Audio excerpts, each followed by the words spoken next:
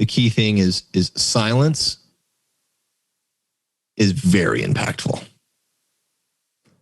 And creating space between things is very impactful, because you let others fill in with their own mind what is in that space.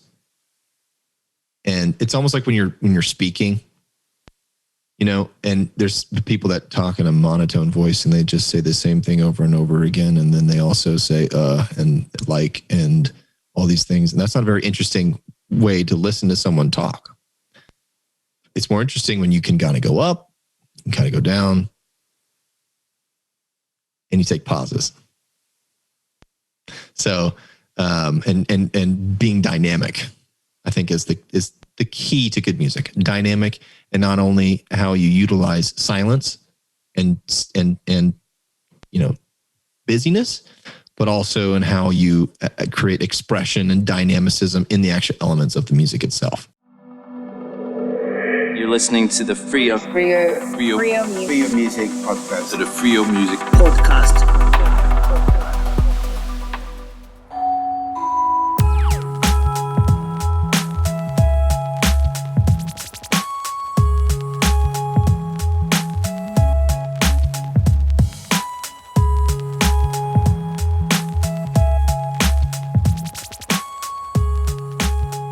My name is Joseph Thrash. I guess I used to make music under Nifty Earth, which is probably why we're having this conversation right now. And I now make music under my name, just Joseph Thrash. Some people get it wrong and they think they miss that H and they see trash, which is a really funny thing. So whoever's listening out there, it's not trash, it's Thrash. But other than that, been making music since I was 14.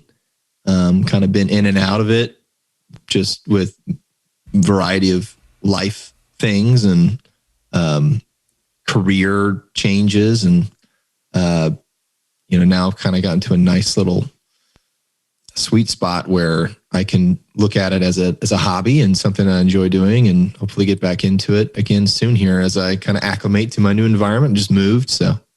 Nice. Where are you located these days? I'm in Atlanta. Okay. So been in Atlanta for almost 20 years of my life. I'm 27 now. So it's pretty much, I would say, if someone asked me where I'm from Atlanta. Nice. And then I don't have much of a Southern drawl unless you're like super north and you can tell. Maybe I just talk slower. I'm not sure. But yeah, planning to live here for the next few years, and I like it down here. 4 seasons, a little hot in the summer, a little sticky, but at least you get a nice spring, nice fall. Yeah. Cool. So looking back at your early childhood, what was your first musical memory? I have 2. Okay. One is a good one. Well, I don't know if it's a good one. And the second is a bad one. It's kind of funny. So the first is, I really hated playing piano. Like, I hated it. I hated practicing. I hated having to learn these songs I didn't care about. I wanted to make my own songs. They weren't any good, obviously, and I also hated having to practice and rehearse these songs and then play it in front of all these people I didn't know at the recitals. How old were you? I think I started when I was 8. Nice. And then I played piano with an instructor for 3 years or so. He's this Russian dude who's a virtuoso, and I was playing 3 Blind Mice and all these things, just trying to learn how to play the keys. And then, the recitals, I just despised having to prepare for them. And I think I went up there, and it was a very fond memory of just completely forgetting how to play the song, because you're not allowed to go up there and play with sheet music. So I was trying to play it from memory and completely blanked in the middle. And I just sat there for at least 2 minutes, which felt like 30 in the mind of a child, and just completely flushed and red. But everybody has those moments. I even had those moments when I started playing for fun, like in front of an audience in college. And then the second memory is when my grandpa, we used to go to church a lot when I was a kid. I'm not a very active religious person anymore. But when we went to church, they would have a choir, and my grandpa would sing along, and he was the worst singer in the world. Like, he was so out of tune. But the best thing that he belted it out. He didn't care that he wasn't on pitch. And that was like both funny and empowering, because it's like he didn't care. Nice. He just did it. Nice. But you had a good ear as a kid to even notice that there was a difference. Yeah. I feel like anybody would have noticed if you said it was that far. Yeah. Yeah. That's but good. Bless his heart. That's great. So piano, it sounds like your parents encouraged you to play it. Is that fair to say? Yeah, 100%. I mean, my mom, she grew up in a music household, and everybody kind of learned how to play piano and learned how to sing. My dad, not so much.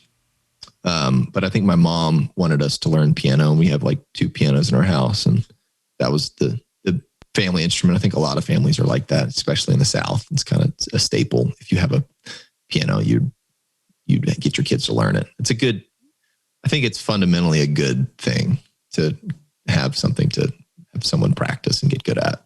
Yeah. So did you learn sheet music as a kid, or Yes. how to read music? Oh, that's great. Yes. So I learned how to read it. I don't know how to read it well now. I probably would say I read at a 3rd grade level if I was actually reading sheet music. I played in like the middle school band, and then I tried so many instruments. I think that's the fundamental thing for me, is that I just tried a lot of different things, and never stuck to one thing besides like production itself. Yeah. So what was the drive that made you try different instruments throughout school? I think so. From piano into band, I wanted to play the trumpet, because I wanted to play percussion. That's what I wanted to do. Yeah, that was cool. Yeah. And then I realized I just wanted to be a part of something. So I joined as a trumpet player. And then I thought the trumpet players, like, I can't even do the embouchure anymore. It's probably a really funny noise for anybody listening. But like, I just hated having to use my breath to play an instrument. And so I switched to the baritone for a time because it was easier on my lungs. And then I was like, I don't want to use my breath to command an instrument. So I quit band and tried to learn how to play guitar for like 6 months. I wanted to play like electric metal music. I think I was getting into Metallica at the end of my middle school year. And then I quit that too, because I was like, I hate my instructor. I hate is a wrong word. I didn't hate my instructor. I hated having to practice. That's what I hated. So instructor was doing his job. He was doing what he was supposed to do, and he was a good guy. I just didn't want to do what he told me to do. And was that just like practicing the same songs over and over and expecting you to kind of come in the next day and have a better understanding of that song or better command over it? I think it was like weekly things that a lot of other kids probably did. And when they were younger, they just had a weekly 30-minute lesson to learn guitar. And my hands were small. They're still small. And so it's hard to actually like extend on the guitar. So I had difficulties with that. Dexterity wasn't really the problem. It was more just, I wanted to play the music I wanted to play, and he was giving me music that I did not want to learn, I think is the core the functionality of that. And I always found myself like hearing chords and like wanting to play chords and like write music in a way. I think that's what I always wanted to do. Nice. And was he teaching you chords or scales or? Just the basics of when you first start an instrument, you got to learn the basics, the infrastructure. And it's like learning a language. And if you don't have the attention span to learn the language and the infrastructure, you're going to fall flat when you actually try to like write full essays and pieces and stuff like that, which I would say I still fall flat in a lot of ways, because I don't go off of infrastructure, and I mostly go off feel, and sound, where I wish I did pay more attention and got that full breadth of what music theory can be, because a lot of people can be really, really excellent if they have both the touch and the feel with that backbone of the language itself. So big ups to people that can actually be virtuosos and understand music theory to its full extent. Yeah, well, I think you're being humble because, listening to the music, there's clearly a solid foundation. And I think you understand maybe more than you give yourself credit for, at least from my perspective, and I'm no virtuoso, so I can't speak from that perspective. But yeah, so once you started evolving your creativity and wanting to make things rather than play what somebody else is trying to have you play, how did you start out and what was the approach that you took? Yeah. I wanted to be a DJ. So the trend is like all these different things that I wanted to be, right? And so I think I was 14 and I really wanted to get like an Apple computer so I could start doing like GarageBand. But before I got Apple computer to start making my own music, I wanted to be the next Daft Punk. And so I was looking for a helmet. Another person. You got to have a helmet. Yeah, the helmet, everything. Like I looked up YouTube videos on how to make those. And I was obsessed with Daft Punk when I was like 14, 15. Still Nice. Amazing music today. Of course. A little repetitive, but like that's what they did. And they made bangers. And so I was like, I really enjoy DJing. And I started like trying to do my own business. I tried to do like a DJ business where I would play for like other kids in the high school's parties for free, sometimes for money. I actually ended up getting some gigs, legitimate gigs for like a 16-year-old's birthday party. But I mean, hey, it was like for a 16-year-old making a couple $100 is like a huge deal. I could go buy an Xbox or like video game, whatever. And so I started really enjoying like the DJ aspect, but then naturally my mind shifted and I wanted to produce the music I was DJing. It was all dubstep at this point, like blah, blah, blah, blah, like just grimy stuff that we thought was so cool back then. And I tried to start making that. So I got into GarageBand, made like loop songs like everybody does when they first get it. Found more programs like Reason and messed with it, started learning how to use the different synths on there to make the different sounds, following YouTube tutorials. That's the basis of my entire learning process, is just when I am doing it myself. And then if I really want to figure out how to make a noise, I would go to YouTube. And then I started kind of writing stuff that way. And then, that was the goal. Was I was like, shit, I'm making this music. It's really fun. I want to share with people, and started posting on SoundCloud as, what was it? DJ Clicks, because I liked the beatbox back when I was a kid. I was like the beatbox kid, which I had a friend group who hated me for it for a little time, but they grew to eventually love me, which I'm grateful for. Still friends with them today. And so I tried to be DJ Clicks, like, that kind of thing. Okay. And then my friend made fun of me and I got self-conscious because he thought it sounded like, I don't know if I could use this word, but DJ Clits. So he made fun of me for that. And I was like, oh boy, well, now I'm going to change it. And then I tried Audio Rapture. Okay. Instead of I don't know what that it was a 3 at the end. So super radical cool. and cool. Exactly.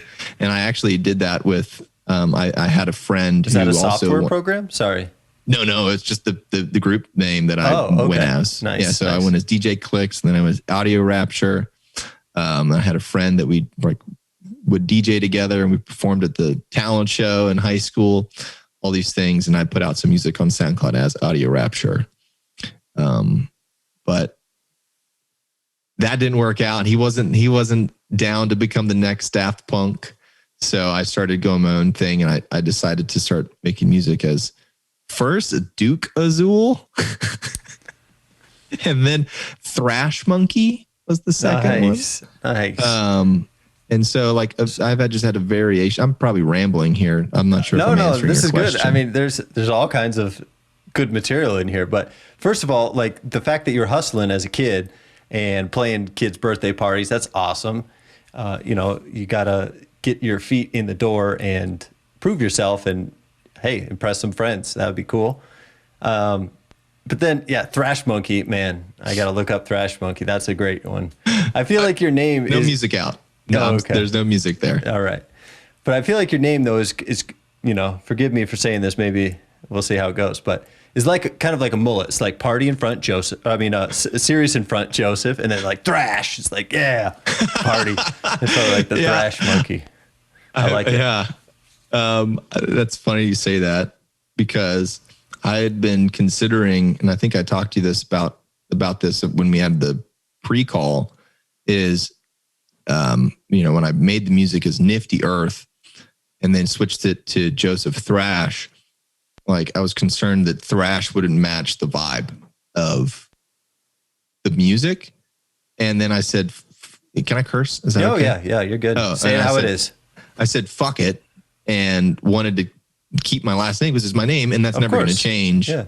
And you could tell based on like me staying around, like not sticking around with one name for too long. Nifty Earth was the longest thing I had. And then I just said, my name's never going to change. Yeah. It's great. So do that and kind of accept myself as, what I am, what I'm known as, and let people make their own perceptions of the music, not let the brand try to tune them to a certain subjective opinion. Yeah, well, the music will speak for itself, and it does. And so if we could transition a little bit to Nifty Earth, when did you start that project, and how did it, its first seedlings, how did that start? So in college, I kind of moved away from music a little bit just because of all the different stimulus that college has, new people, new events, new experiences, trying new things. And so I kind of separated myself from music for a little bit of time. And I found that probably around junior year, it was sophomore year. Yep. I was like really depressed. And I think it was because I was smoking too much weed. And like, I just wasn't accomplishing anything. I wasn't like working towards a goal. I didn't have anything going. Mostly, I think it's probably due to the fact that a lot of people who smoke weed continuously feel is that they're just like, there's no motivation in a lot of ways. And so I kicked that habit, and decided to kind of put back into music because it had been such a big part of my life, and it had always been something I wanted to do as like the ultimate goal. And so I was trying to think of a name, and we had Charter Cable at the time. And the password for our Wi-Fi was Nifty Earth with like some numbers on the end of it. And so I was like, that's perfect. Like I was started getting more into like organic and instrumental music, like Emancipator. I'd fallen in love with Bonobo.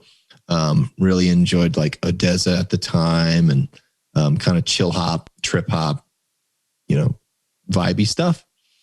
And I wanted to do something like that too. And I also like Pretty Lights, and I like the punch that Pretty Lights had. And I was like Nifty Earth.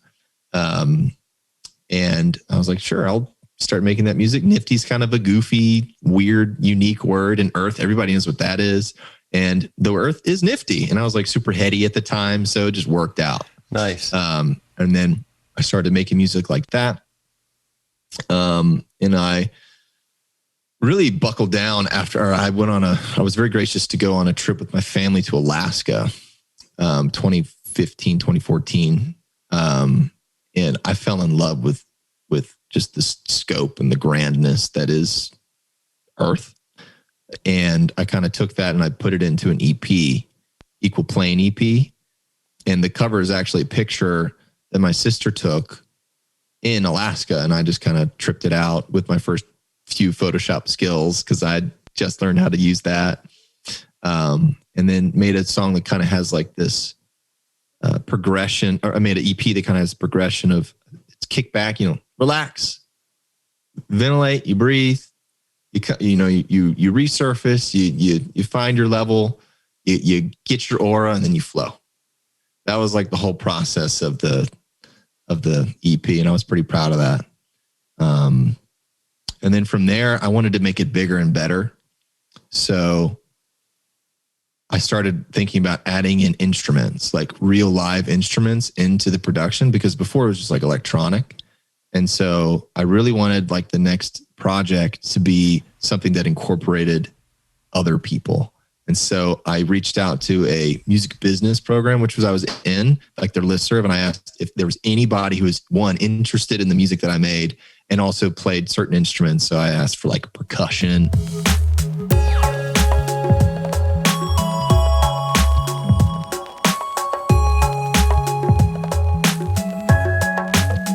violin,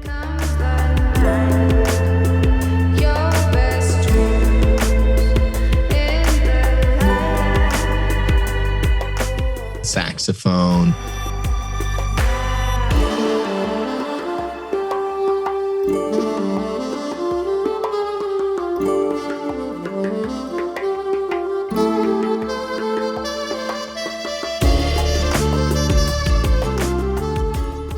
Drummers, guitarists, pianists, singers, anybody who'd be interested in working with me. I was just like, hey, who wants to collaborate?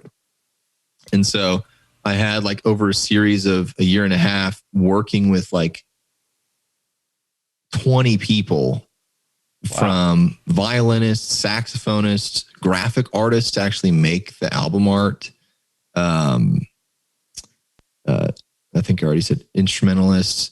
I met one of my best friends in the entire world. His name's Joey Tuholsky. He actually makes music as Pure Colors. You should check it out. It's great. It's kind of groovy. Flamingosis.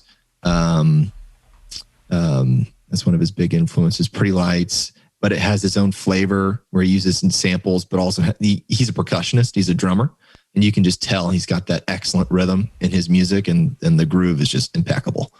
So big shout out to Joey.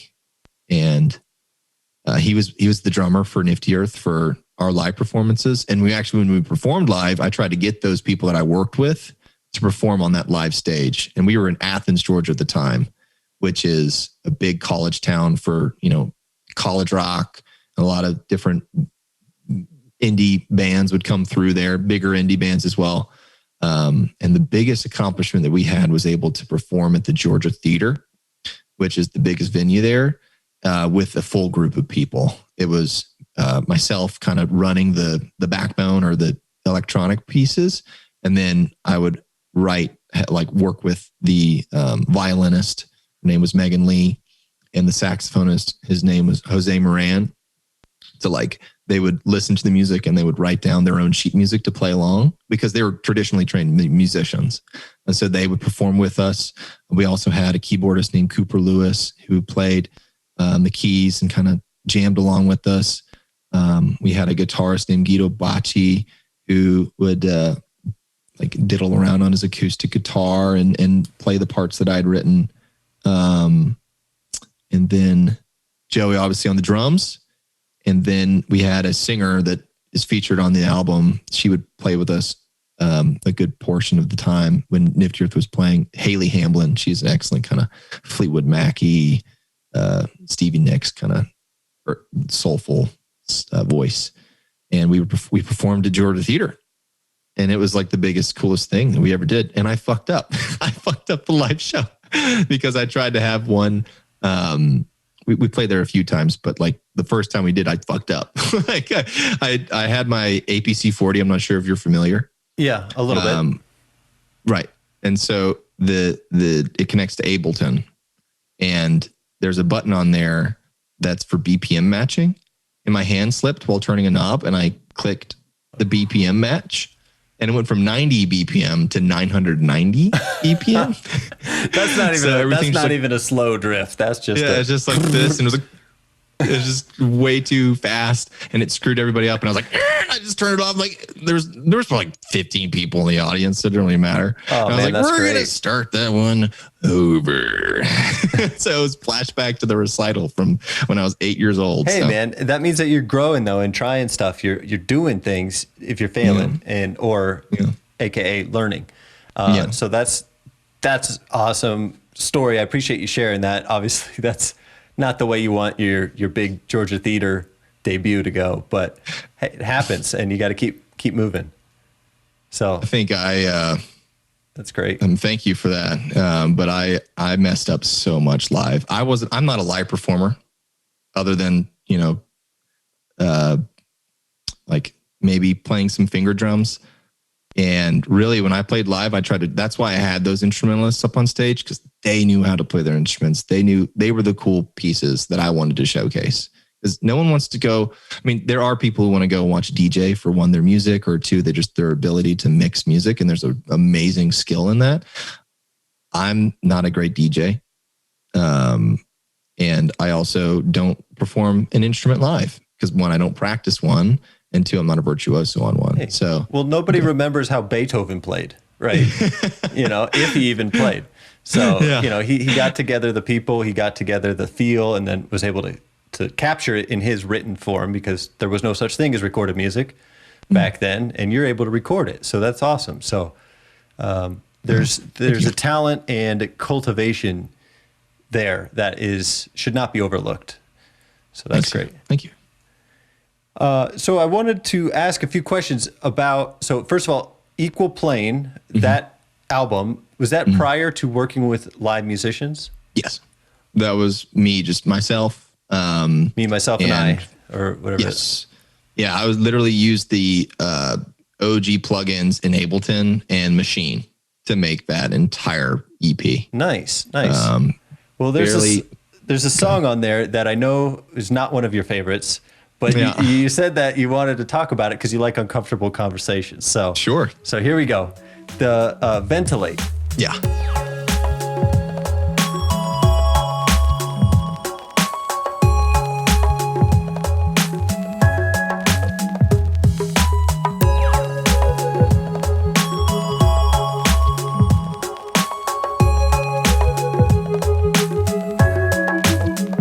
Electric.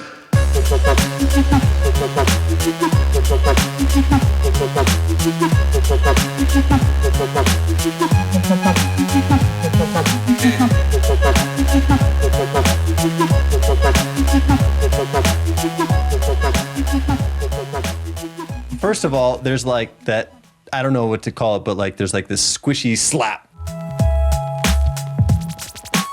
I don't know exactly how to emulate it. Yeah. Like at the beginning, like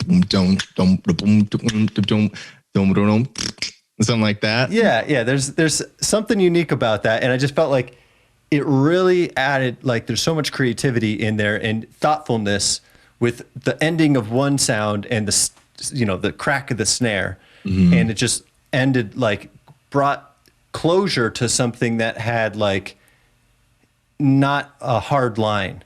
And anyways, I just recognize it as being so unique and just like your creativity coming out. And of course, then you've got the electric, and then it drops. And I get why maybe you think that, well, nowadays I would do it differently, or I'd do it better. This was maybe when I was young and I didn't know any better, but is still like very clean transitions between the parts. And I just wonder, like, when you're creating that, or any of those songs on that album, you mentioned you're using Ableton, but how do you decide how things flow? Do you see the structure in your head pre-planned, or do you kind of evolve it as you go? The way I'm reacting to that, I have no idea. When I sit down, I think I did have a structure in mind for pretty much all the songs in there, but what I filled that structure in really didn't matter. I think the way I saw music back then was in 3 parts, and it's pretty typical of a lot of musicians. I think it's you have like the verse chorus kind of thing, and then you have the bridge, and then you have the verse chorus.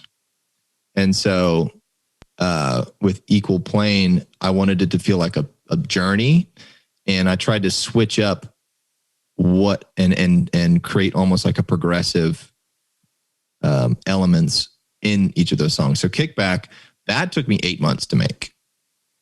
Out of that entire EP, that's the best song in my opinion, because you can tell how much I can tell looking back on it, and I remember how much time and effort I put into that song.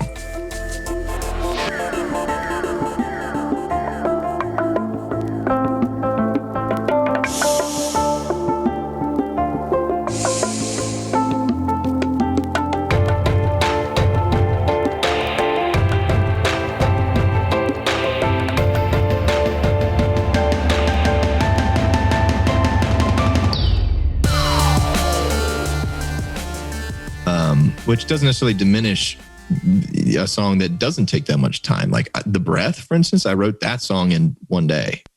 Yeah, well, we're going to get to that. That's on the list for sure. Okay, right. And so for sort of Equal Plane, it was having that journey where you have the intro that almost sets the scene, creates an environment, and then you kind of create the groove, and then there's like a build in the middle or some sort of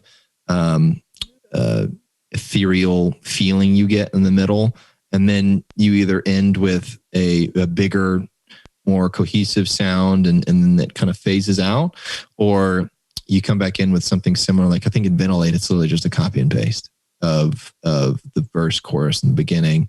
You have like the kind of Thievery Corporation groove in the middle, and then you come back to Electric, which is my friends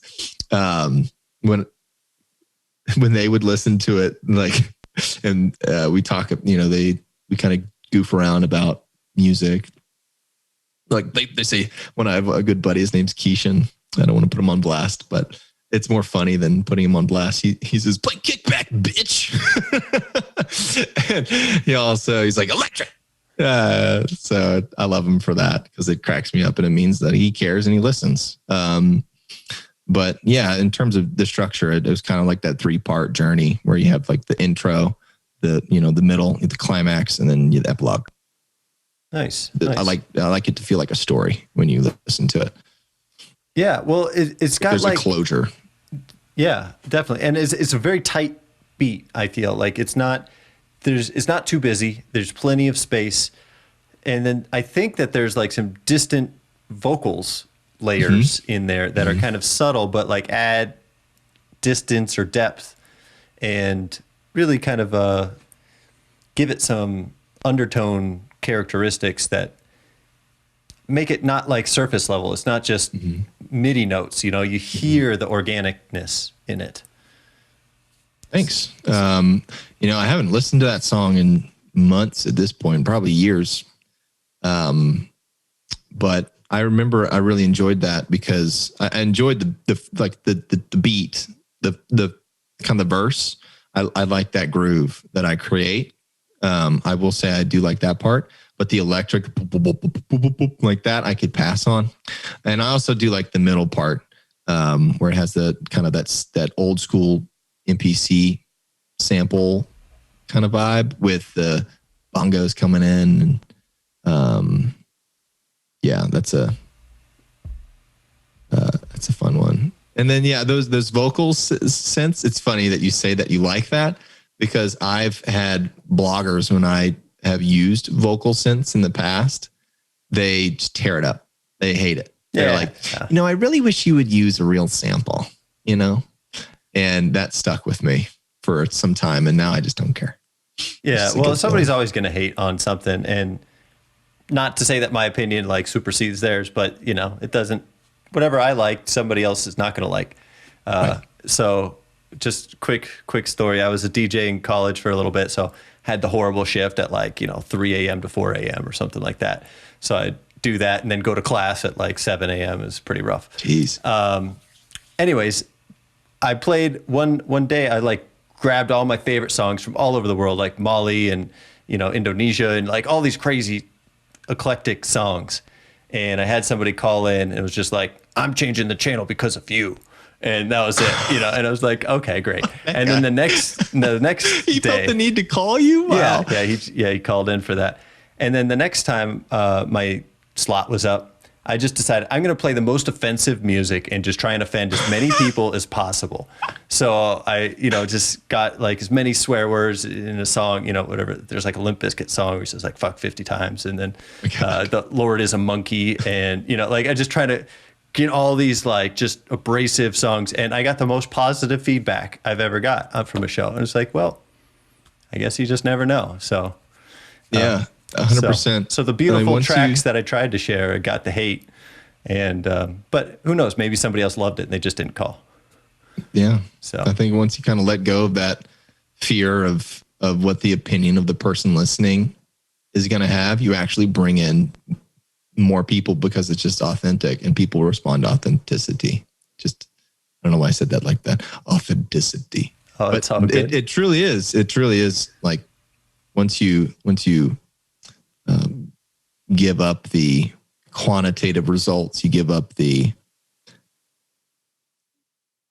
what you would get out of releasing something, money, power, fame, whatever, then you actually end up succeeding more, in my opinion. Because, for instance, my friend Joey, he was dead set on doing music full time and he was caring about the streams for a really long time. And then there was this moment where, we had been discussing about how we shouldn't care about that kind of thing and move on from that. And he had this epiphany where it just like, hey, I don't care anymore. I want to make good music. I want to work with people that I enjoy and just kind of let this passion of mine be the passion that it is and not quantify it in money or success, like fame or anything like that.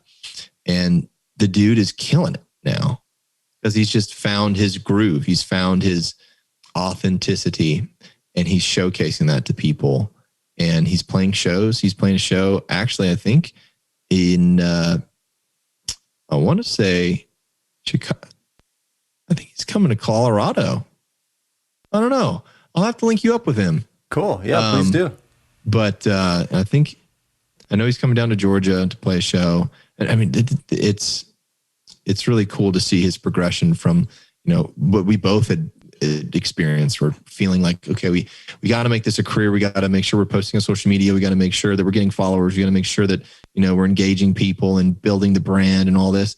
And then once we both kind of just like, let's just make music. And he has obviously made so much more music than I have, just because he's the most disciplined person I've ever met in my entire life. But yeah, he's been killing it, and I'm very proud of him. That's awesome. And it's really inspiring. So yeah, well, for anybody I appreciate out you there, sharing that. Yeah. I wanted to ask you a little bit about your mindset. So first of all, you talked about the mindset shift right there, where you were focused on streams or numbers or followers or reposts, whatever, and letting go of that. But then you also briefly touched on a period of time where I think you said sophomore year, I think it was college, where you were super depressed or in a bad state of mind. How did you get out of that? And what tips or like what worked for you to elevate yourself and move forward? Well, with sophomore year, it was one, giving up the bad habit. So that applies to anything. So bad habits, try to replace them with good ones. And the good one I replaced it with was trying to do music. And Nifty Earth as a whole was the single most impactful thing I've ever done in my entire life. Working with different people, understanding how to work with people, connecting with new opportunities. That's it great. really opened up a lot for me. When you're like, because a habit, it could be a habit or it could be an addiction, but what were you like, damn, I really want to smoke and not going to do that. I'm going to go make music. Or like, how did you, make that switch from bad to good?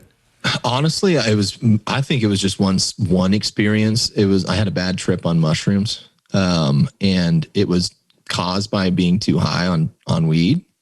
Oh, interesting. And like it sent me down a spiral and it freaked everybody else out in the room and made me really kind of self-conscious about the fact that, you have impact on others and also on yourself, and there are limits that you have. And so it was kind of like a breaking point where I was like, hey, I need to move away from that lifestyle and continue to try to prioritize what I want to do. And what I wanted to do, when I kept telling myself I wanted to do, was music. And so I was going to, do that. And so I started avoiding groups of people that, like I was in a fraternity for a time, and I avoided that group because there was a lot of indulgence in that. And also kind of a lot of, I felt subjectively not included. And that can be a two-way street in a lot of ways. I could have put in more and got more out. But I just didn't feel very invited into that brotherhood, I suppose. And so I took that and I found the friends that do care about me and took care of me and nurtured me. And that helped the music come out as well, and having that environment that I was much more comfortable in. And those same people that took care of me when I had that, that bad experience, they stuck with me, and they were like, we forgive you not forgive you. It's not the right word, but it's like, we understand that was an uncomfortable experience for all of us. And hopefully like that doesn't happen to you again, because that really sucks. But I think the advice I would have is just try to find another habit that's good, whether that's, something as simple as going for runs or anything you're interested, just find something you're interested in and go do it. And then replace, like you said, I mean, you have a good advice for that exact same thing is just when you feel like the need to go and do something that would impact your mood with like a bad habit, then replace that with a good one. And you just have to actively do that. It's hard, but you have to actively do that. I still have bad habits to this day, and my fiance, bless her heart, helps me like remind myself of how to replace those with good habits. Mostly it's just like, dishes and like cleaning up the bathroom, which I need to do. It's disrespectful of me not to, but I'm sharing so much personal information. Yeah, now we're getting into it. Well, I appreciate you sharing that, though, because there's a lot of people out there that are going through their own struggles in their own ways, and it's maybe reassuring to know that other people have gone through it and have found strategies to mitigate or redirect that energy or that habit or addiction, whatever it is, into a new place. And sometimes it can come from just a powerful experience like you discussed. Just, a one-time event that's like, this has got to change. I figured it out, or I realized what the underlying cause of these ripple effects are. So appreciate you sharing that. So thanks for being open. Yeah. A couple more tracks of yours that I'd love to get into. Well, first of all, let's talk about the breath, since you already brought it up.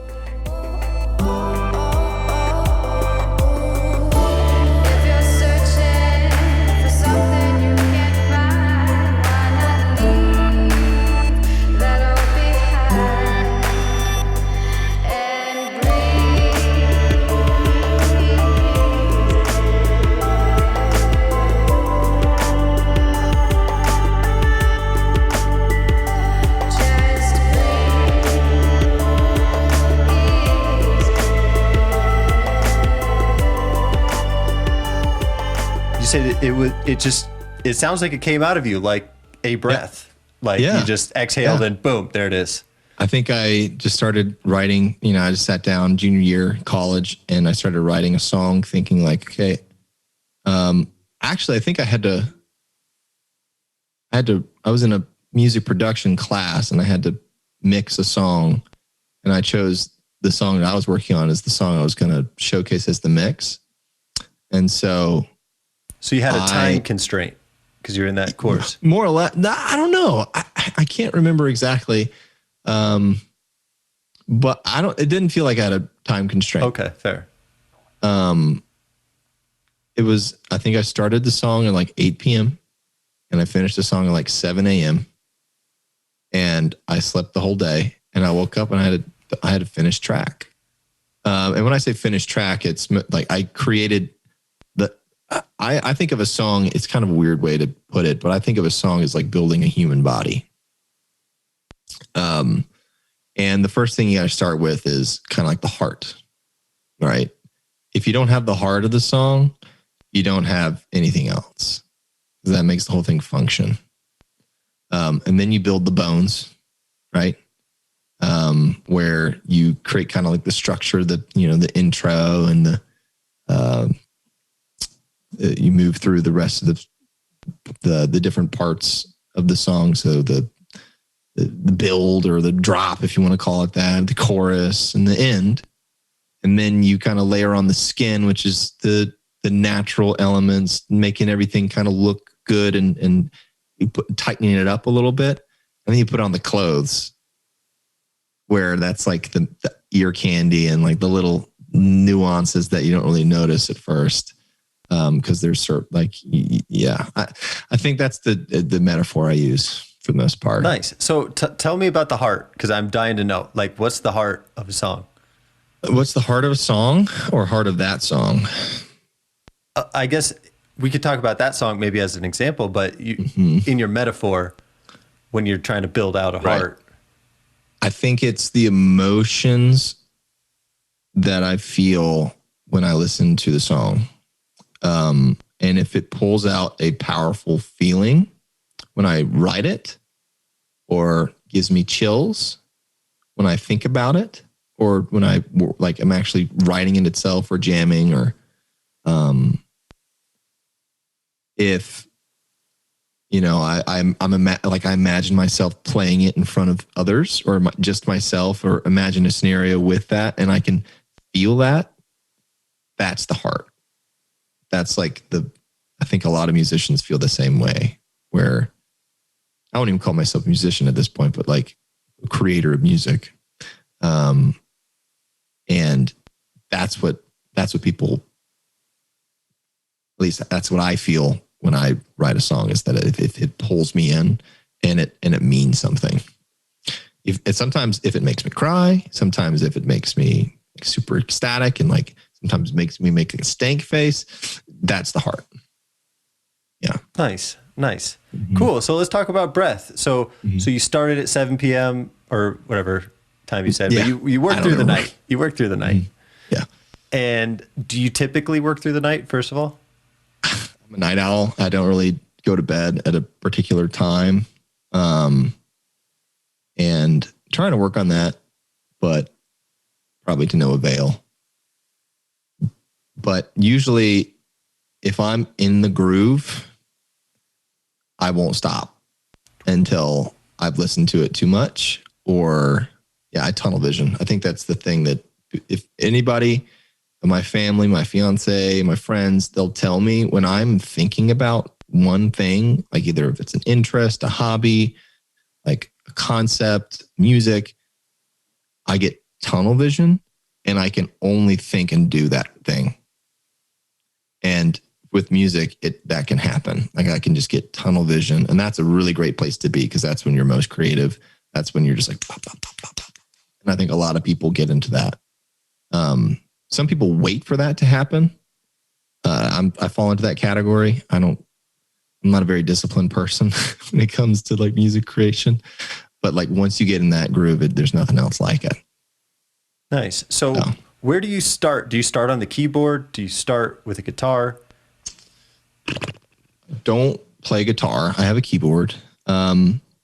So I have tried so many different ways to make and start a song. It's sometimes really difficult. Like,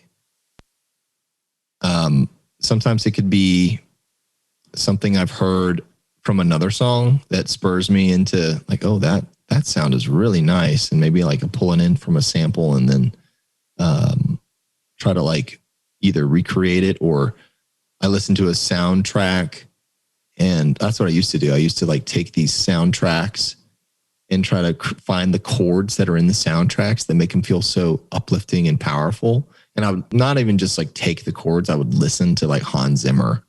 I'd listen to Howard Shore, Jeremy Soule, like from like the guy who wrote Skyrim and Elder Scrolls. And these guys that are just excellent at making satisfying, epic music. And that's what I wanted to put into my music. And so I usually would start out on, now mostly I start out on the like a felt piano sample plug-in, and I just play some really nice thick chords and try to make something that has two things. It's like, I call it the savory middle, where you get a little bit of positivity with a little bit of negativity, and you get that nice savory, like it's not too happy, but it's not too sad. So it's not like a major chord, but you had a little bit of dissonance in there.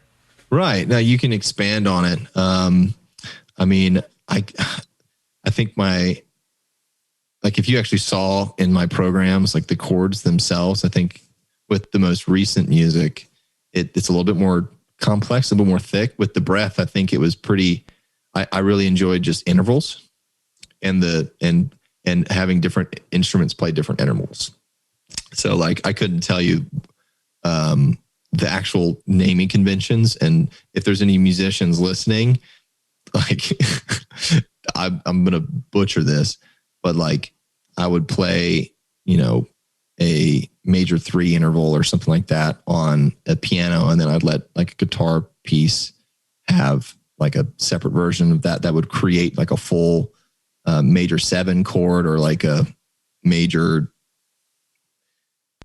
sus 9 chord. All these, I don't know, man. It's all good. I don't know. But I think it's funny because I used to think in chords. Like I used to be like, okay, I need a major chord here, and then I need a minor chord. No, like I just think in what sounds good with what I play on with my fingers.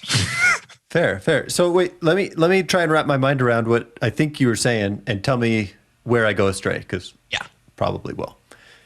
So you had like maybe a progression of chords that you wanted to play, but rather than making the piano play that progression, you'd play the first chord with the piano, and then the guitar or the strings would play the second chord, and third chord would be a different instrument. Is that?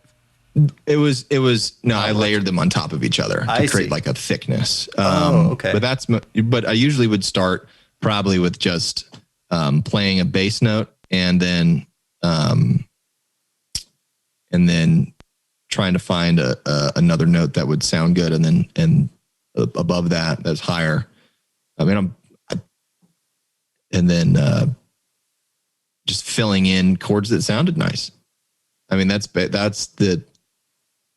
was the core of writing music for me, was just like using my ear and then letting my fingers kind of do the work. And then, I mean, I do have some training in piano, and I do have some training in understanding how scales sound, but like once I'm in a scale, I can do whatever I want in that scale. I'm not very good at transitioning in between scales. I like to kind of stick to that simplicity of being one scale.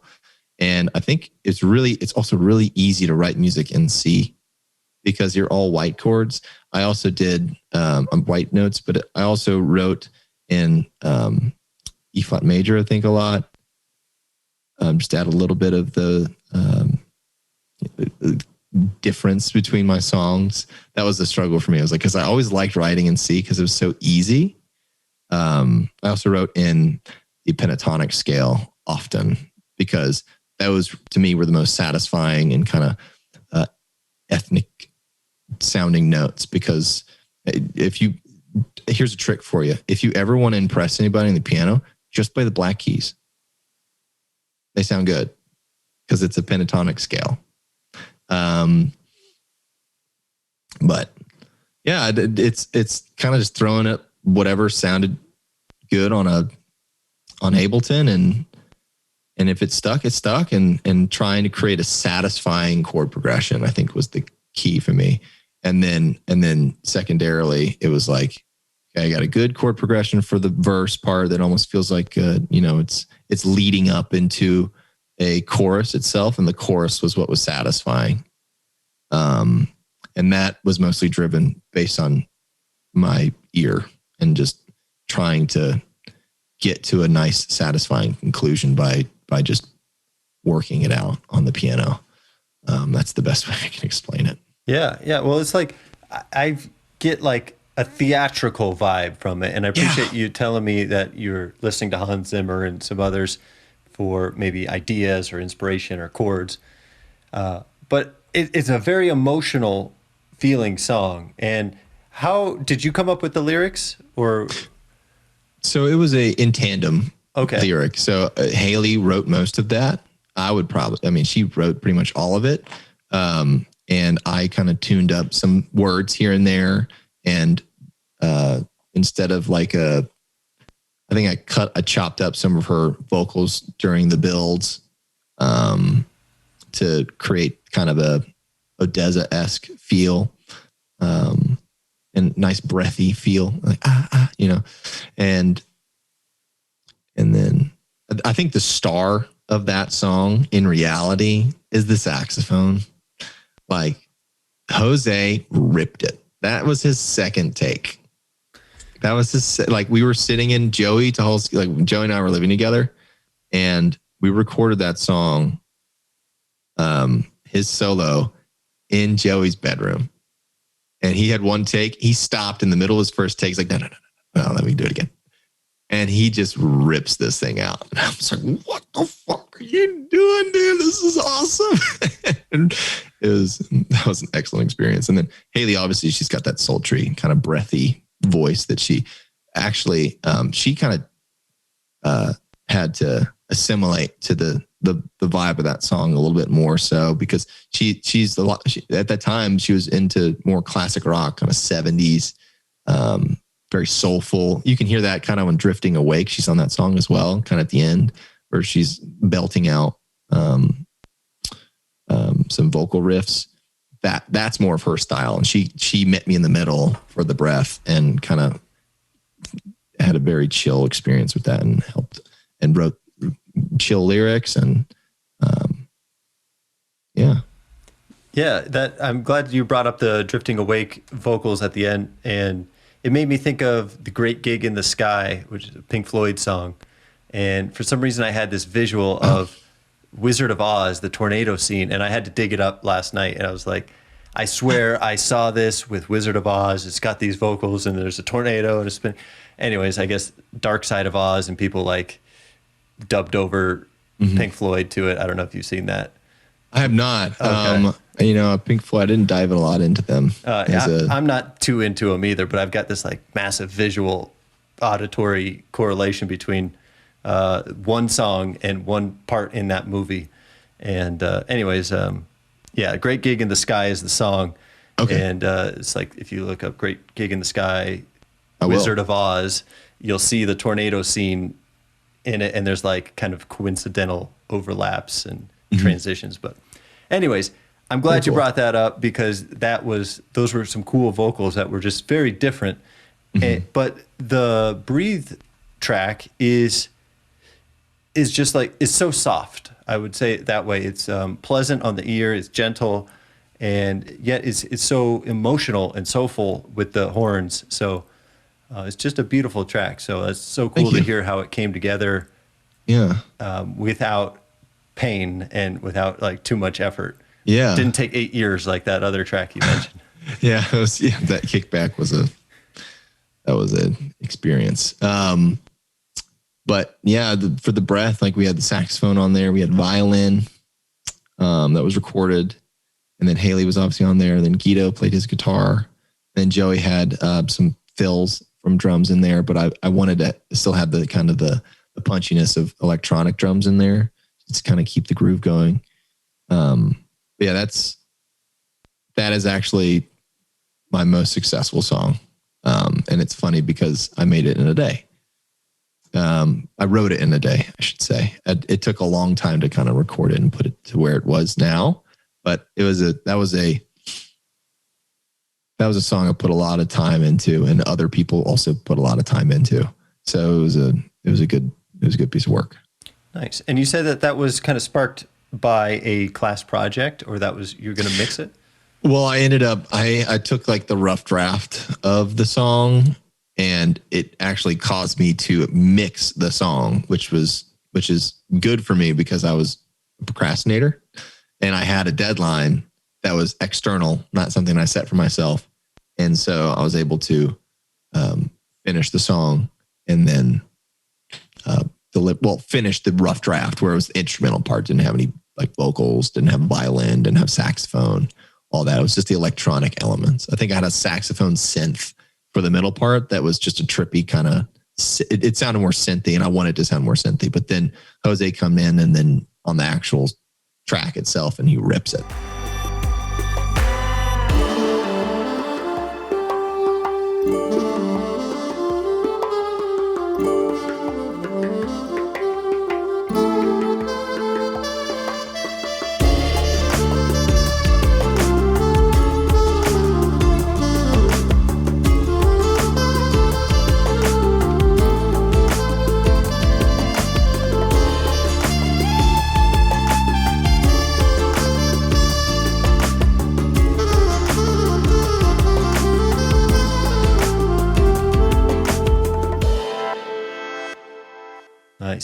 But you knew that it could have been, there was space for Jose or for real instrumentation. Yes. So that's cool because you built it. It could have been complete right there, but you knew that adding some extra humans and some extra talent that's external from you would add to the track. So that's pretty cool.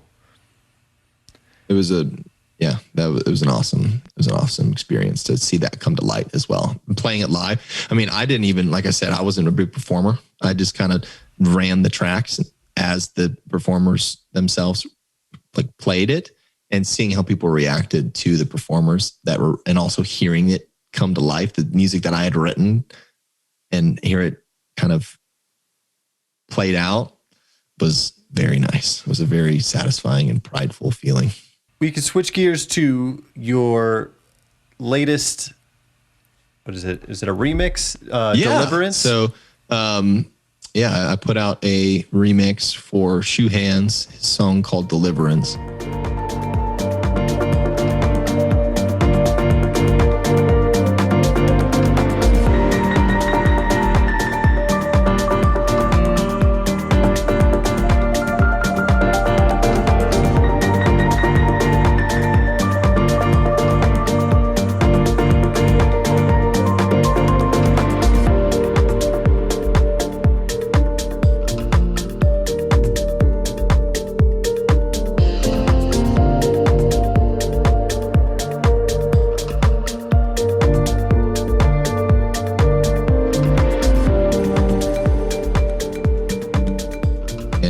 Kind of like this trill hop, trap hop, if you will, song. And at the time, I think it was the beginning of the pandemic, and I was kind of wanting to get back into making music again and release. I hadn't released music since 2016 until 2020 when I put out a remix for Charisma. He just hit me up, and Ryan Lindbergh, he's an excellent producer, an excellent guitarist. He reached out and was like, "Hey, I would like you to put a remix together for the North EP." And I was like, me? Like, I haven't put out any music in 4 years and you're coming to me? And he's like, yeah, man. I think you'd have a good vibe to add to it. And he was working with a lot of different remixers at the time, and I was really honored. And so I spent a lot of time on North, and I think it was called New Front. Yeah, it's called New Frontier, and it's called Nifty Earth Remix. But I eventually added my name, Joseph Thrash, to it, and I can kind of give you some background on when I decided to change, because I think we talked about it over the phone before. But New Frontier came out, and then I was feeling all this high from making the remix, and we went into lockdown, and I got offered to do another remix for Skycia. His name's Tanner Allen. Awesome dude, one of the most wholesome, sweet person I've ever met. And he's still one of my good buddies. And I put together a remix for his song called Shrine, which was like really important one for me, because that's when I met my fiance over Zoom. We started dating online, and then we dated on Zoom for 2 months, and all that emotion that I had from falling in love with her kind of fell into Shrine.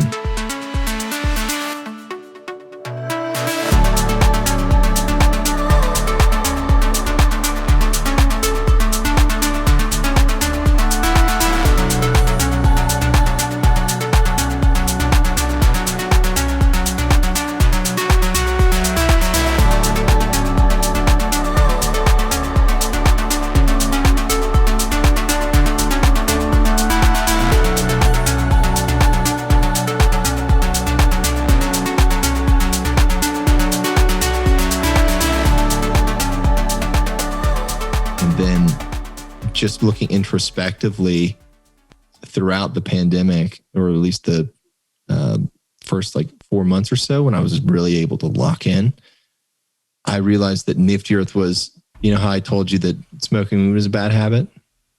Nifty Earth became a bad habit. It became an addiction that I wasn't disciplining myself on. What do you mean by that? How could your band be a bad habit? It wasn't a band, like, because Nifty Earth was a project that eventually became just me.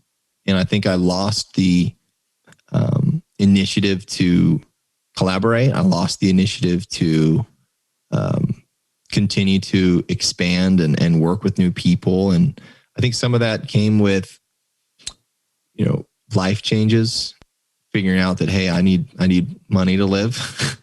I'm wanting to spend time with friends and leave time for being with other people and reprioritizing what my life was about. Because when you're in college, you can be a little selfish, which is a very first world thing to say, because going to college itself is a privilege. And when you have all this extra time to pursue essentially your passion, you can kind of get wrapped up in that, and you can get really involved in that process. And a lot of cool things happen. I don't regret any of that. Like working with all the people that I did, making the music that we did, and getting to the point of playing shows and playing some tours, and not tour. We didn't tour. We played a few out of Athens shows, but it still, regardless, was an excellent experience for me. But I centered my thought process on what my sole purpose in life was around the success of Nifty Earth, and my inability to discipline myself to get music done, to like working with other people and collaborating and trying to get a live show back together and all these different facets.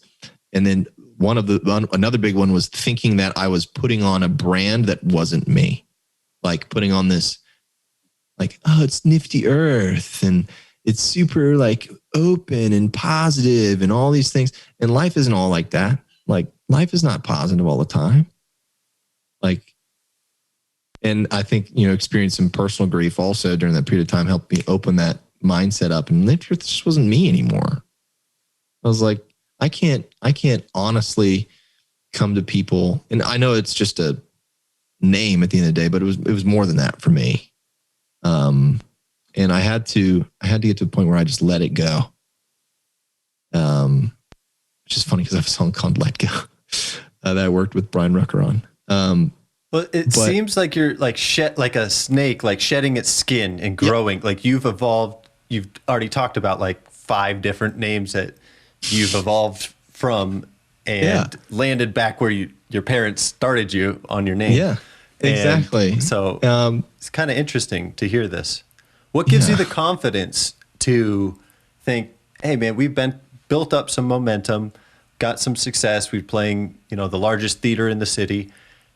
I could do this again, or I should do it in a different way. How do you know internally that you're able to do that? Well, if I wanted to, I could.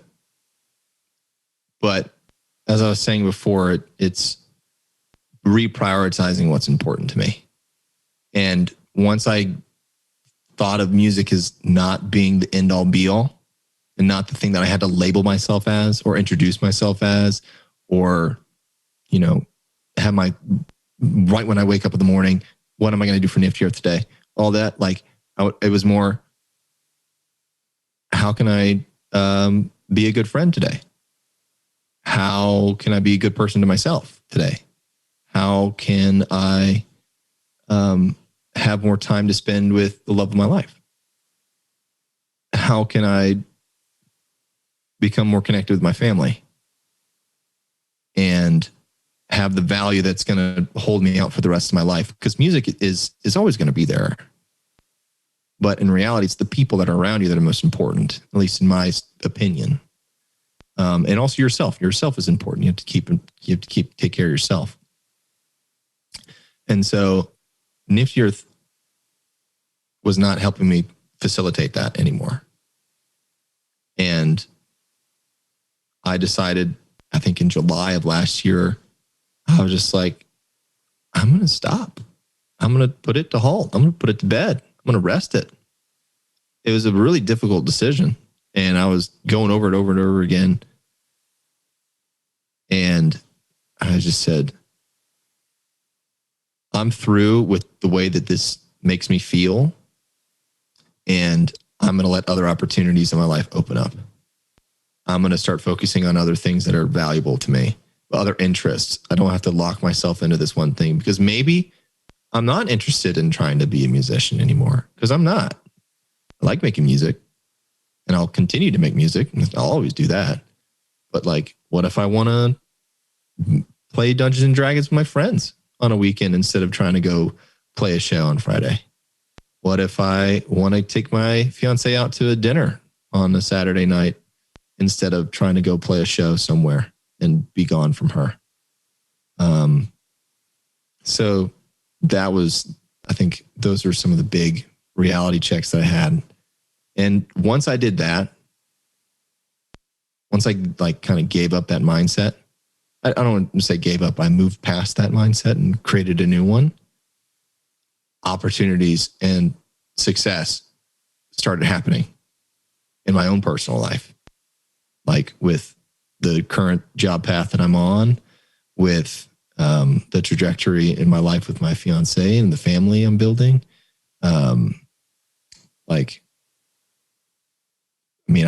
Financial success, like those things were able to open up because I saw past my immature and naive view of myself.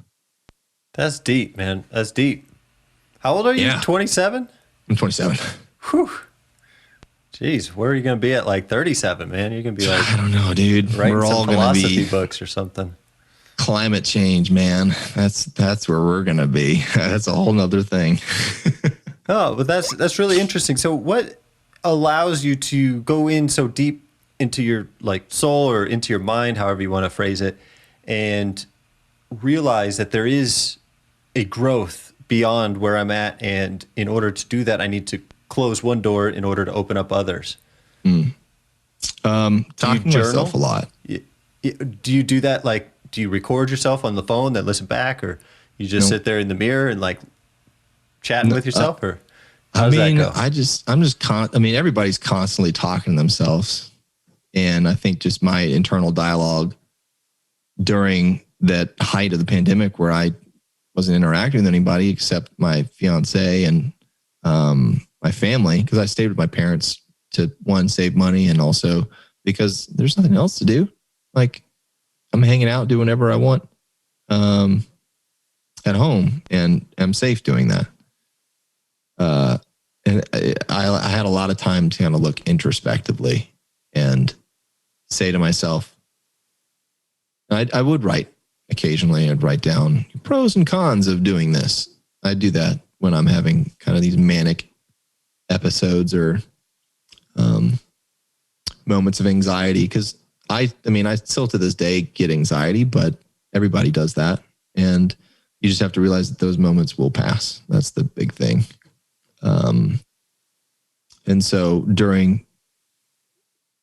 probably said this 3 times already and repeated myself, but I'm going to do it again. But during the height of last year, the pandemic, I thought really long and hard about, do I actually want to be a musician who has to tour and grind his passion down to make money off of, and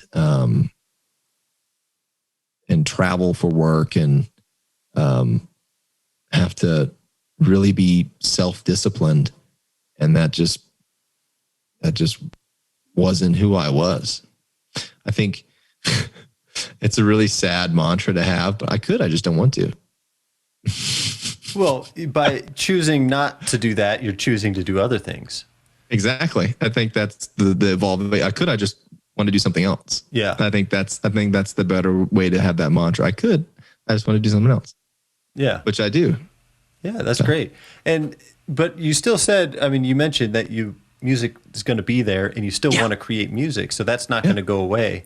Mm-mm. But you just don't have to tie your financial success to music, or your grind to music. Right. Now it gets to be more free flowing. Exactly. You don't put you put qualitative around it. What does it mean to you? Like, when you put out a song, does it have value to you? And if it does, and you enjoy that song, that makes it important. Not, okay, this song, it has the element like, okay, I know we had a conversation over the phone over some, previous feedback that I've gotten on music before, and how I should make it shorter, how I should, cut out certain elements, how I should, create more flow by adding this or taking this. At the end of the day, your song is your song. And it's totally fine if you want to work with other people to get it to where you guys as a collective unit want it to be, especially you have a manager who wants you to be the best you can. And that's good. If you have people that push you to be the best you can, then that's great. But sometimes I feel like that kind of feedback and opinion reduces the end product. And so this one particular song that I was told to kind of cut and shape down and add new things and all that, I refused. I said, no, this is what I like. This is what I wanted. And I'm not backing down. And if you don't want to release it, so be it. And like, they got back to me and agreed finally after some pullback. And it's one of my best performing songs. So like, at the end of the day, it's you have to be authentic to yourself and don't care about the results. The only result that matters is that one is did you finish it and do you like it? And sometimes you don't even have to finish it. You just have to let it go. And that's something I'm going to struggle with till I'm dead. Letting music go and art go. Everybody struggles with that. Yeah. That's one of my favorite questions. What song was that, by the way, if you don't mind me asking? It was the remix. It was Deliverance. Okay. All right. Yeah. Nice. Yeah. But I mean, Power B, we put it out and we got to we got to a point where we were both aligned, and they're happy. I'm happy with it, and it's doing great. So that's awesome. Yeah. Can't complain. Yeah. So the question that you just touched on that I do love to ask is, how do you know a song is done? Oh, you don't. It's when you're ready, when you're like, you just have to pick a day and export it. I mean, I have a song that's on my Google Drive for the past 4 months. I told my fiance that I'd have it to her for our anniversary. I didn't get to her because I still haven't had the discipline to finish it. And that mentality would not work well if I was doing music for money. But I am going to finish it. It's just, I'm not ready to finish it yet. And that's okay. And do you feel like giving it time and space, or like yourself time to ruminate over it? Oh, yeah. Do you like evolve as a person, then come at it with a different angle than if you were to push forward and finish it? That's a good question. I think the remixes were good for me because I had an external pressure to finish. It was a really good experience for me to just get those done. I understand what it takes to get things done. And really, it's just sitting down one day and just hashing out the parts that you said that you're going to do and you haven't done yet. You just do them. Get it as good as you can. Don't add anything new, because then you're just going to fuck it up, because then you're going to lose the original feeling of the song. And then you just export it. The quicker you like just accept the song as its final form, the quicker you get on to the next one. And that's something I'm still trying to get better at to this day, because I haven't sat down to make music since I moved, which was like in June. So I just ordered this is my work desk that I'm at. I'm putting a music desk in the corner So it's completely separate from my work, and I can detach myself. Everything will be set up over there. So I can just roll my ass over there and just work on some music. Nice. That's what I'm going to try to do. Yeah, well, I think it's so important to have like a separation too from work and life. Like, if your desk is in the kitchen in the living room, then you're going to have some issues disconnecting. Yeah.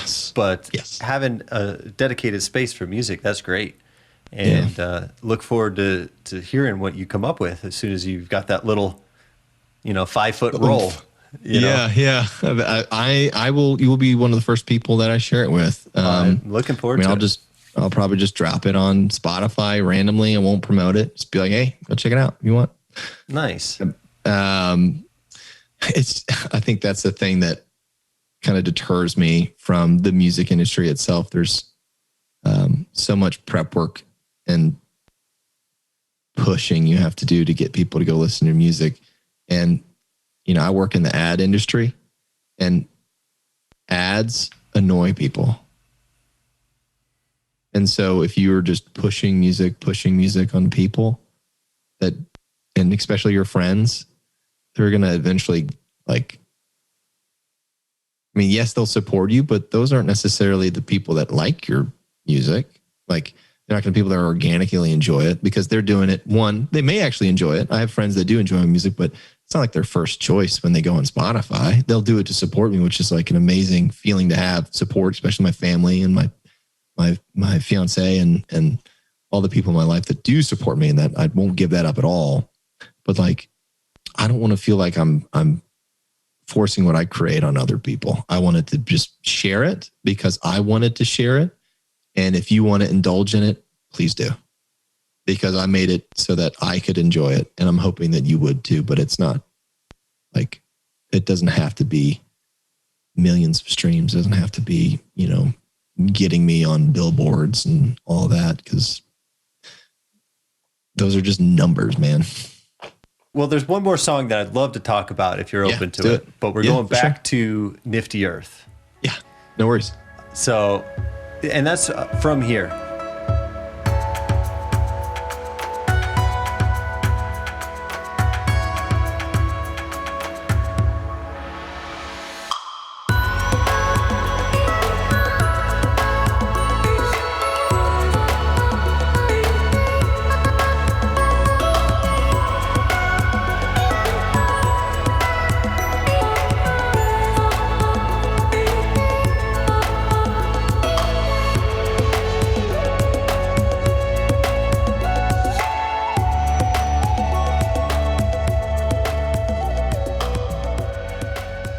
And I just think it is a spectacular piece. It's, again, just very orchestral. These are some of my notes.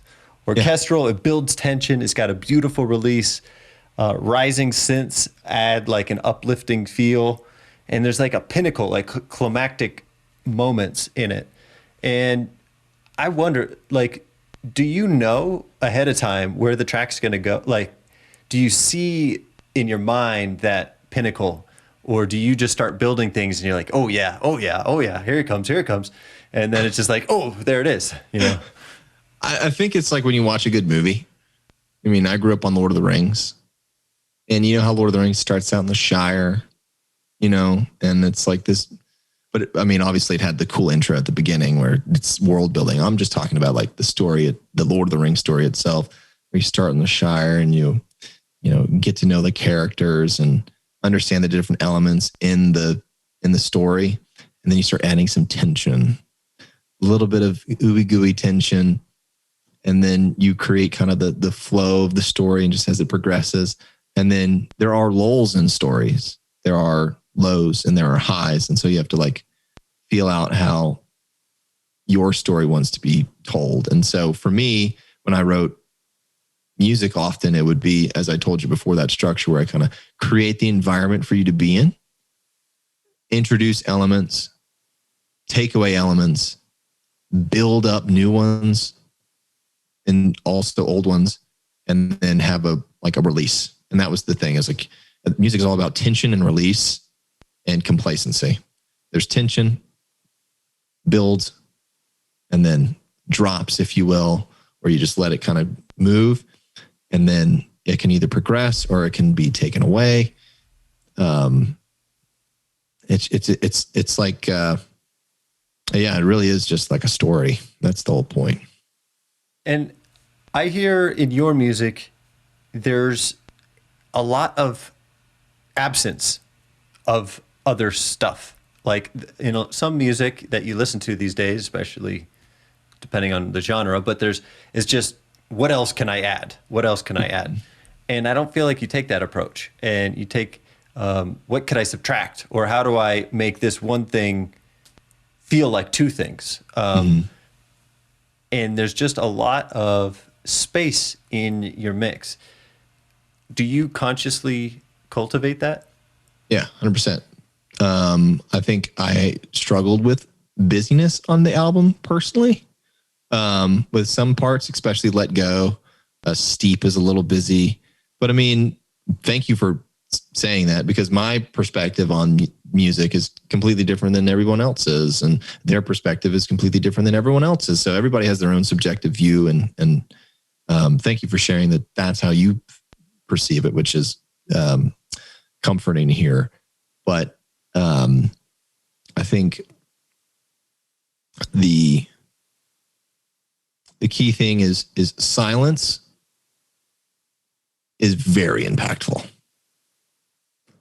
and creating space between things is very impactful, because you let others fill in with their own mind what is in that space. And it's almost like when you're speaking, and there's people that talk in a monotone voice and they just say the same thing over and over again. And then they also say, and like, and all these things. And that's not a very interesting way to listen to someone talk. It's more interesting when you can kind of go up and kind of go down, and you take pauses. So, and being dynamic, I think is the key to good music. Dynamic, and not only how you utilize silence and busyness, but also in how you create expression and dynamicism in the actual elements of the music itself. So having rising synths that kind of change in the impact, having breathy, it makes it more human, if you will. That's the key. And that's what I enjoy in good music. Other musicians' music is that they create that dynamic and the dynamic feel, and also have understanding of space. Great. Do you have any favorite go-to VSTs, synths, plugins, sounds? I use a lot of what they call them sample packs. So Contact or Complete, it's like a program that houses a lot of these sample plugins. The one that I used a lot is a felt piano. It's called Noir. It's from Native Instruments. It sounds real. It's amazing. You can play with the pedal, and like it's just so soft and so delicate, but also it can you can create the percussiveness using the felt sounds to really create an emotive sound. It's almost kind of like Olafur Arnold's. He uses a lot of felt piano, but it's just an excellent way to write music. Because it creates that warmth, but also has a little bit of brightness because of the if you play the keys a little harder, it velocity tracks, and so that's why it really gets me in the mood, because I can create positive and negative vibes, like I was telling you before. The other it's called Ethno World. It's a huge pack, huge program that has like millions of samples of instruments and voices and vocals all over the world.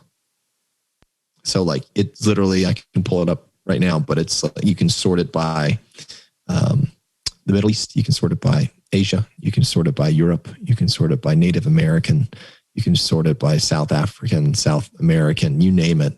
And there's instruments under each of those countries that you can really pull like these really unique, interesting sounds from. So that's a really good go-to for me.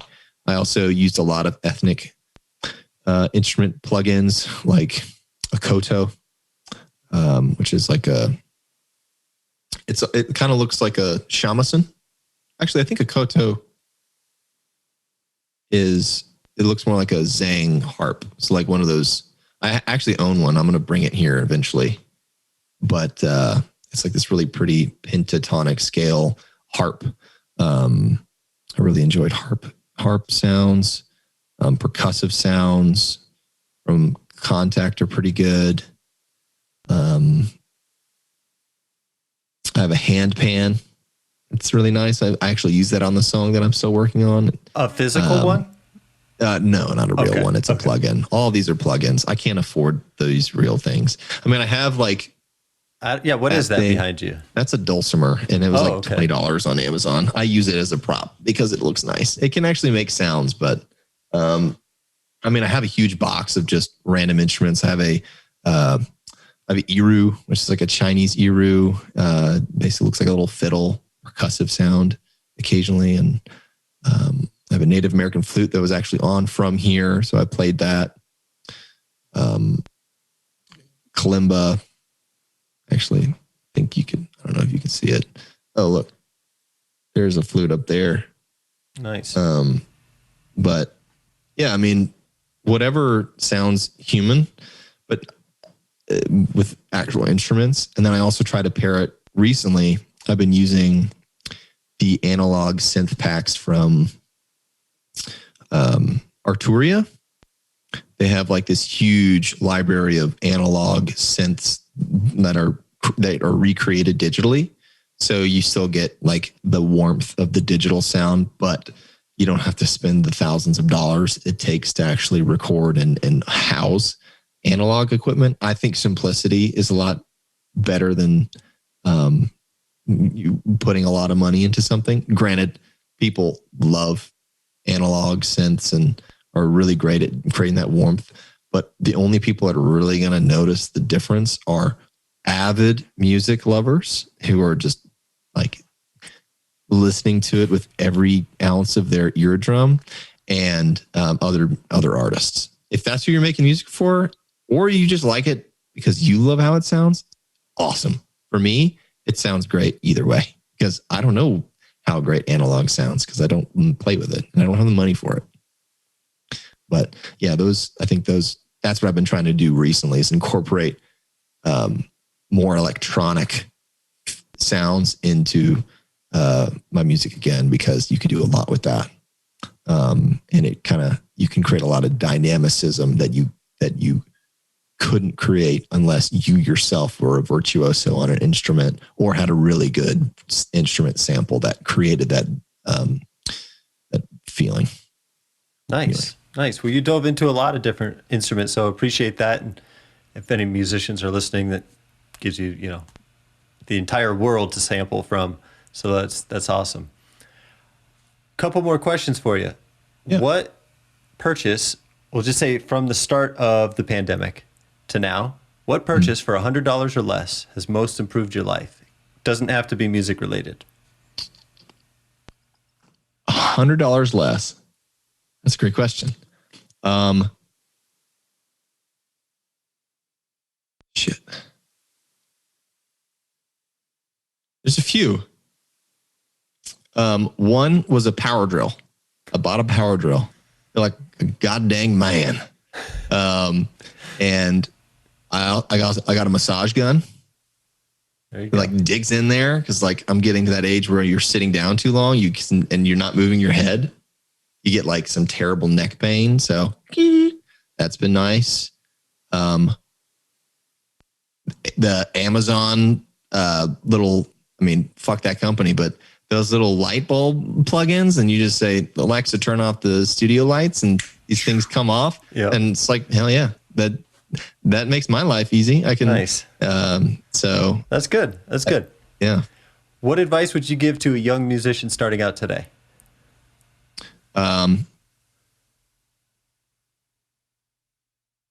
make music that you want to. Don't care what other people say about what you create and put out. Just put it out and you're going to get better at it. I think the best feeling is that once you get it out there, even if it's not what you think it could be and it's not perfect, doesn't sound like your favorite artist, that's okay, because they were in your shoes as well. I still feel imposter syndrome when I put out music. You're going to feel that forever until you just stop caring about what other people think and only care about what you think. And do you like it? If you answered yes, put it out. And then you're going to get better.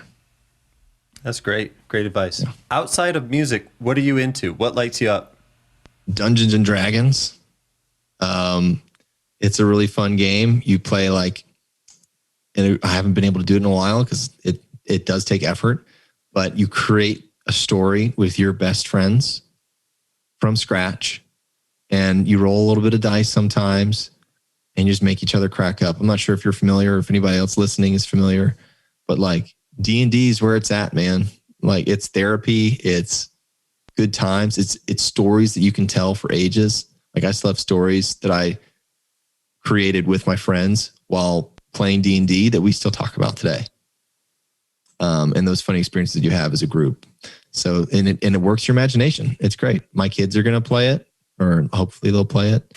My fiance plays it with me, and it's great. D&D is great. I also play games online. I play PC. I built myself a PC during the pandemic.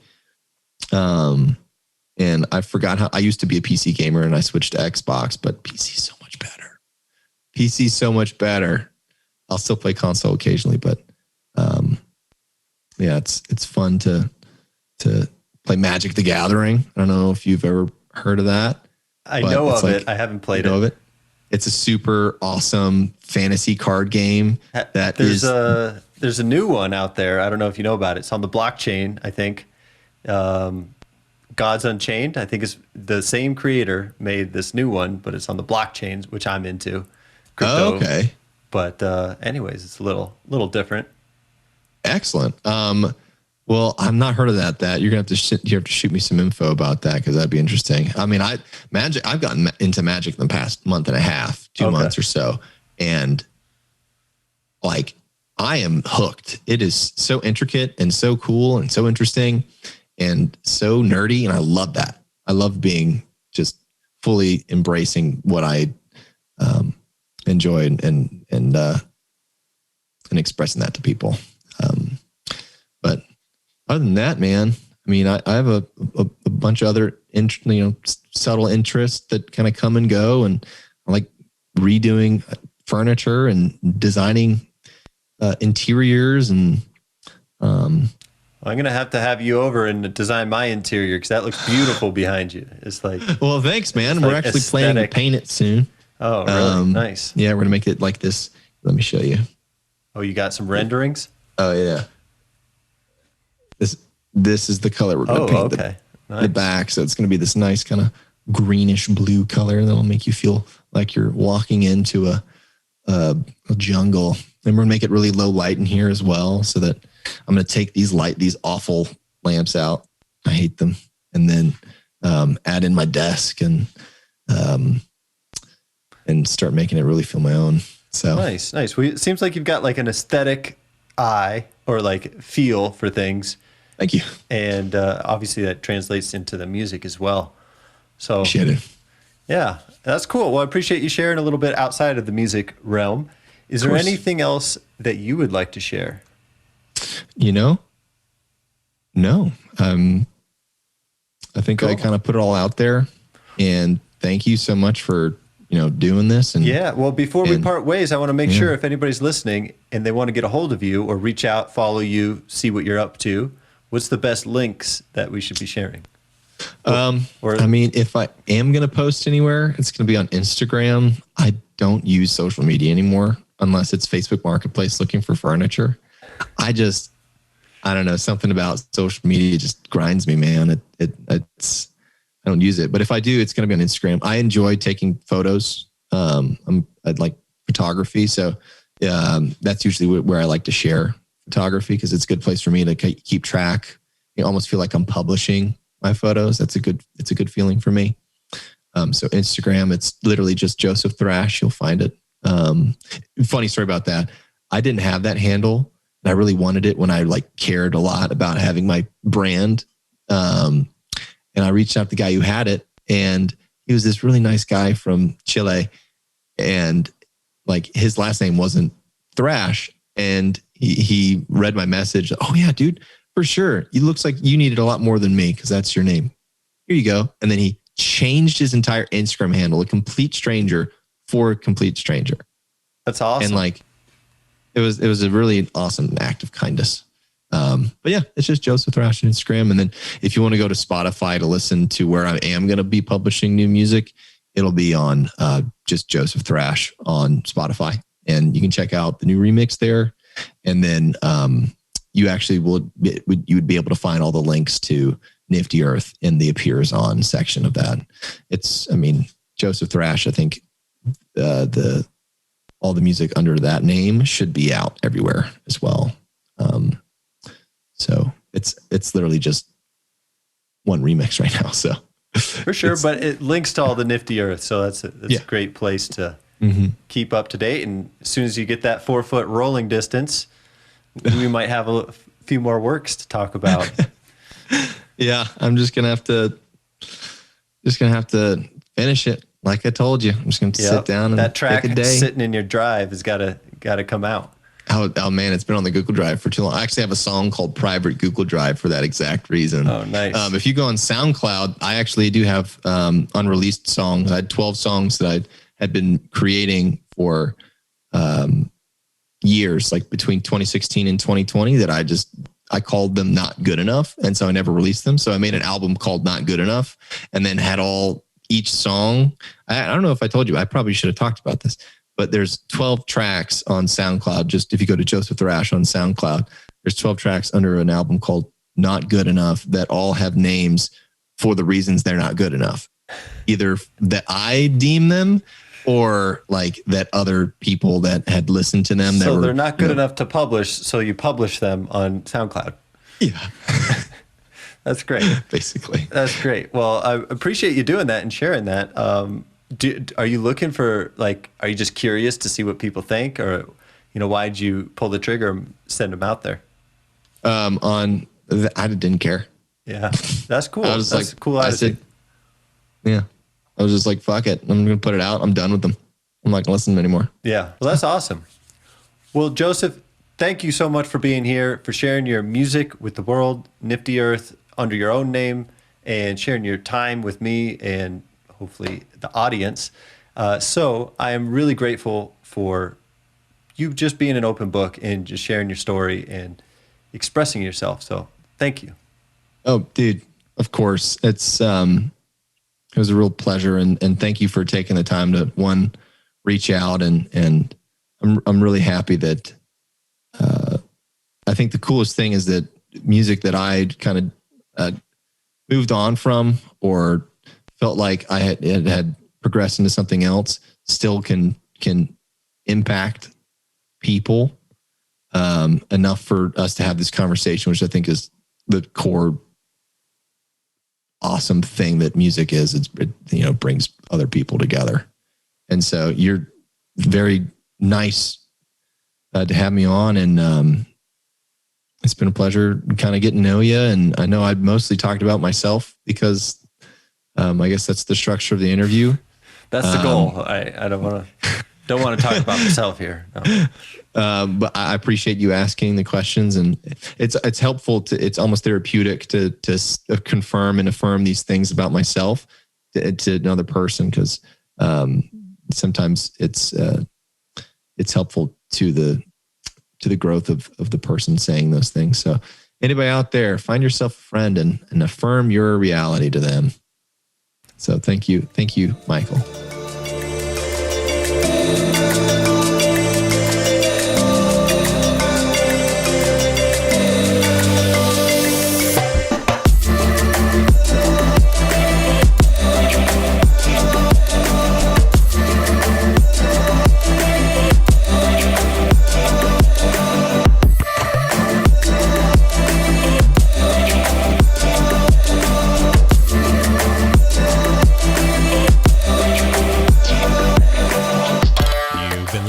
Freio Music Podcast with Michael Morahan. Be sure to like, subscribe, and hit that notification bell so you don't miss a single episode. And don't forget to share this podcast everywhere. Thanks for listening, and until next time, stay tuned.